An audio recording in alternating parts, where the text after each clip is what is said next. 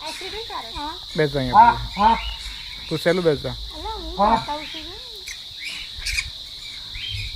એ મને બચકું ના બદલે તા મુઠ્ઠી ના વાળતો મુઠ્ઠી વાળ આફ્રિકન ગ્રે પેરોટ તું આને પકડ ને પહેલા પછી એની વાત કર હાથમાં રાખ ને બેટા કશું ના કરે બેટા